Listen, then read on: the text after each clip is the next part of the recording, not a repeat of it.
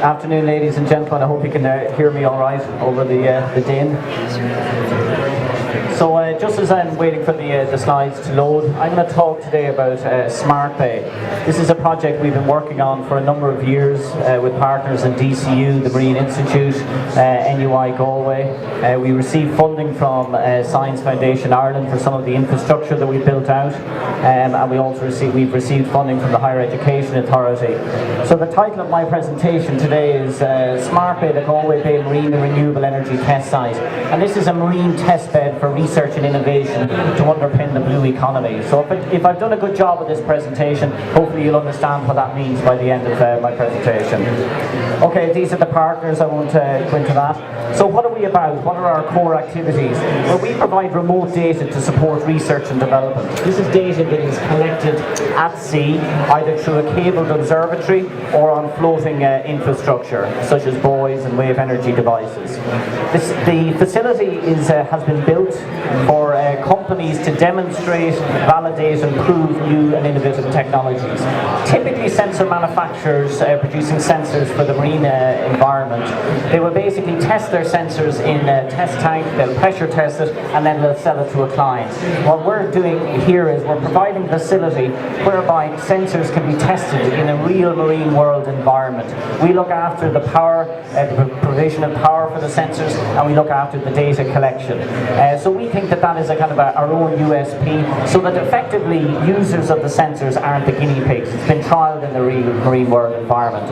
And in the case of ocean energy devices, it's a case of testing the survivability, the reliability, the performance, the operability of devices in a real marine world environment. And we're also trying to broker the development of ICT products and services for the maritime sector. And one of the reasons I'm here today is to try and make companies in the ICT arena aware of the opportunities that are there to develop new ways of analysing and visualising data sets that are collected in the marine environment. Lots of companies like SAP and IBM are looking for these applications, and they need to understand the sort of what the industry in the marine needs in terms of data analytics. We've got a huge resource here. It's an indigenous supply of potential electricity. It can be generated from waves or floating wind devices or fixed wind devices. And you can see here Ireland is conveniently placed close to an area of serious resource.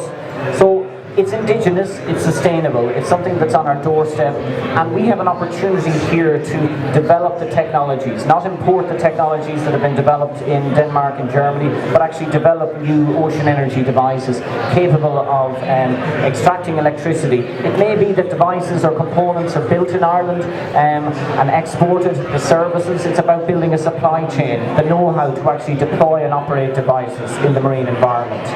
So within Ireland, there's a number of initiatives. Start at the bottom, and number one there is the Lear facility, the National Ocean Test Facility in Cork.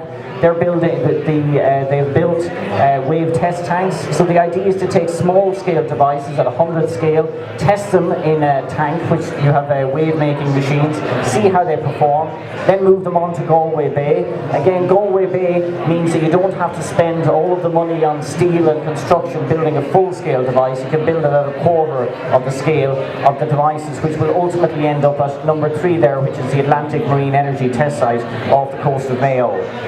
The interesting thing about Galway Bay is studies have been done on this, and the wave regime within the bay, it scales to approximately a quarter of those found in further offshore locations.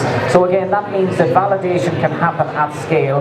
It's easier to get something wrong at scale and build at a smaller scale than go too far towards the full scale model and run out of money. And effectively that's what has happened with some companies.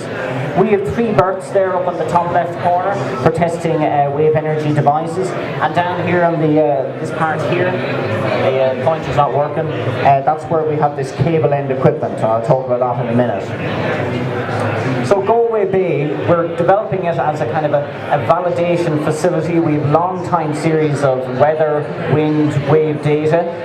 That's available for researchers and industry. We have access to research vessels. The Marine Institute is based in Galway. We've got 2 higher education institutes, GMIT and NUIG. We have surface current data from high frequency radars that are installed on lighthouses. There's multiple buoys for collecting data. So effectively we're marketing Galway Bay as a sort of a complete validation facility for sensors and equipment.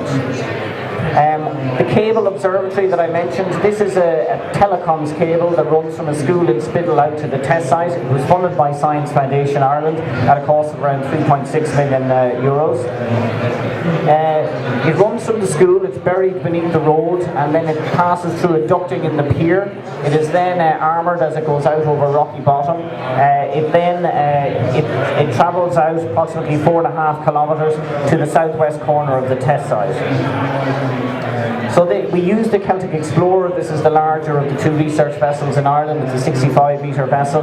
This saved a lot of money in terms of trying to charter in a vessel from the UK. So the vessel had to be modified to be able to accommodate the cable. We had to build a special sheave so that the minimum bend radius on the cable would not be exceeded. There's a special drum which was made here for spooling out the equipment. We had a linear cable engine. That's a series of tyres effectively on a motor that move the cable out over the aft deck of the vessel. There's tubular protection. This goes over the cable when it can't be buried, so that's called a cable armouring.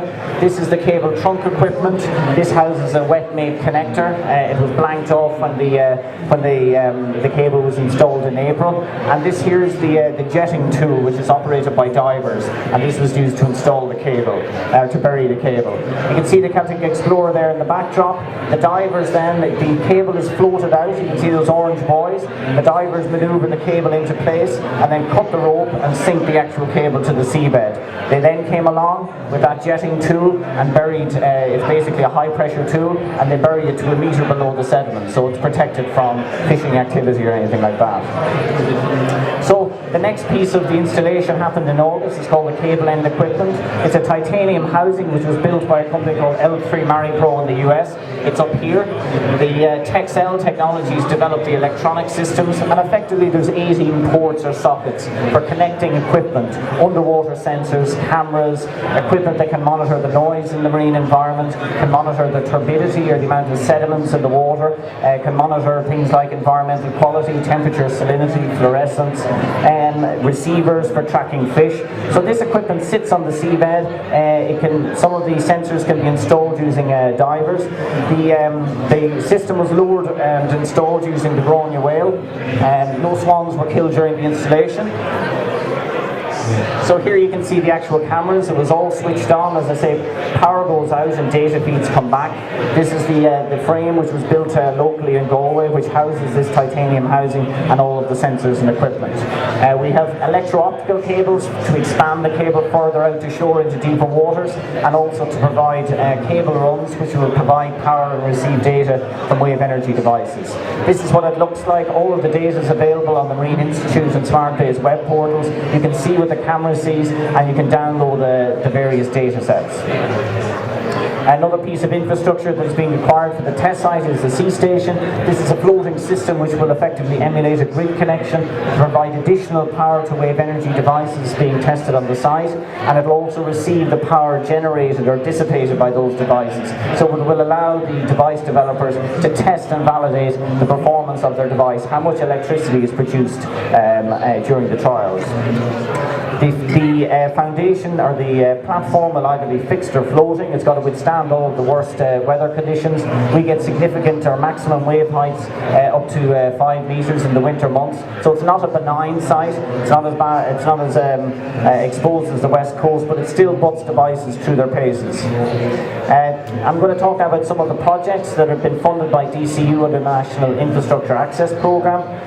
The project up here is about the investigation of juvenile salmon migration routes. Effectively, we're putting a network of receivers across the bay from the north shore to the south shore. We have a real-time receiver located on the cable, and they're going to tag salmon smolts and get an idea of the migration routes of salmon migrating in and out of the bay. This will help inform decisions regarding the installation of aquaculture cages and that type of thing.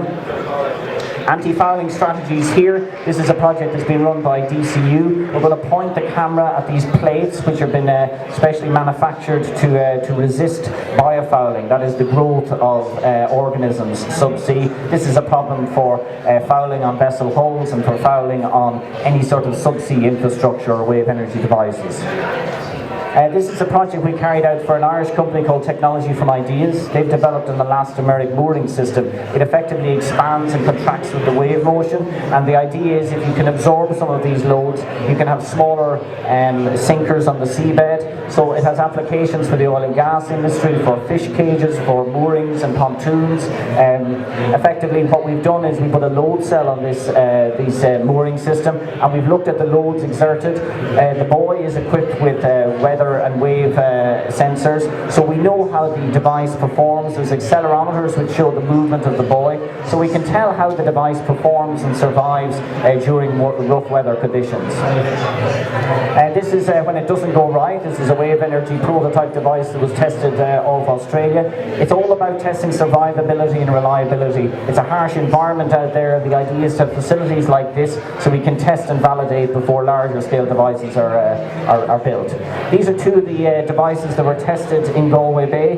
One of them is Wave Bob and the other is Ocean Energy. The Ocean Energy device here on the left is now moving to off the coast of Hawaii. It's going to be tested at full scale there. Again, this is moving technologies through what are known as technical readiness levels, from the lab into test tanks, into the marine, and on towards commercialization. And that's the whole idea of this facility, to help industry and researchers develop new innovative products and services and move towards commercialization. This is a device that will be tested this year. It's a company called Sea Power, based in Galway. It's a hinge device, it's an attenuator device. It's being funded by the Sustainable Energy Authority of Ireland and also Apple. Apple are building a data centre in Athenry, and they were looking to sponsor some projects, so they're going to provide 50% of the balance of funding that SEAI are unable to be something like around 20% of the cost of deployment. This device moves throughout a hinge, and the wave motion comes in this direction. There's going to be two phases to this project. A rotary dynamometer, a braking system will act as power takeoff in the first phase. This will provide a mechanical performance power matrix, and in the second phase then a company called Limerick Wave, they're going to install their power takeoff unit, and this is a magnet generator.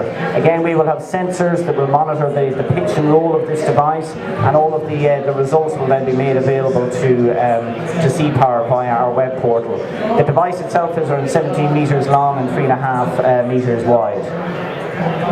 So in terms of, I mentioned at the beginning of the presentation, it's about developing opportunities for the blue environment or the blue economy. We see this facility as a lever for inward investment. We're talking to companies such as Blue Wind, who have developed an exclusive agreement with a German designer of wind turbines. They want to test in Lear, the facility in Cork, and then move on to Galway Bay. This is a floating wind concept that they want to develop. This company will be an Irish company. If things carry on well during the test, there is the hope that they will end up manufacturing devices within Ireland. We're also talking to oil and gas companies. Woodbrook Henny are a global company. They're introducing us to British Petroleum. British Petroleum are interested in using autonomous underwater vehicles which can dock underwater, and we will use the facility to test how these vehicles can dock, download data and receive power, and then go out and do missions. Vessel time is extremely expensive, so the idea is to try and remove the vessel altogether and keep these autonomous vehicles operating from garages subsea. The future of managing subsea infrastructure is all about the Internet of Things. It's the same as your car. It's embedded sensors giving you an indication of whether a piece of equipment is going to fall down. So the idea is to have proactive rather than reactive maintenance. For subsea infrastructure, there's lots of machinery during oil and gas production.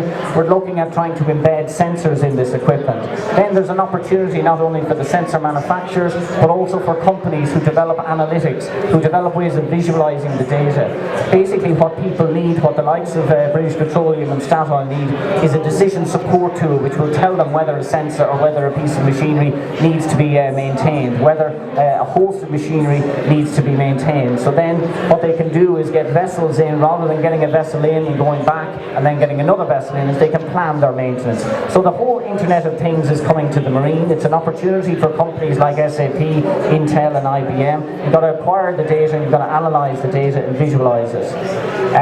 So in terms terms of, that pretty much covers this, we see the test site as a way of attracting companies into Ireland, and that's where we're going to work with the likes of IDA and Enterprise Ireland to achieve that aim. So this is hopefully what it will look like. Cabled infrastructure is in place, autonomous vehicles, different sensors, different types of floating devices, floating wind, wave energy devices, all operating and providing their data via this cabled observatory.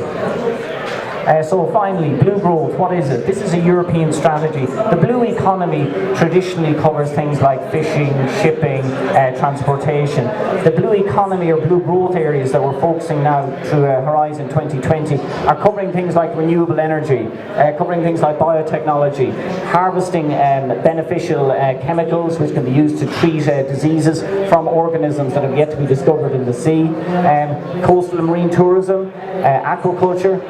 The next phase with aquaculture will be to move further offshore, so it's out of line of sight, it's away from all of the activities in the inshore. That's the technical challenge, to actually develop cages which can resist the offshore wave conditions. Ultimately, this will result in job creation, value and sustainability. We have an opportunity in Ireland here to play a part in the development of a new industry in the wave of wave energy.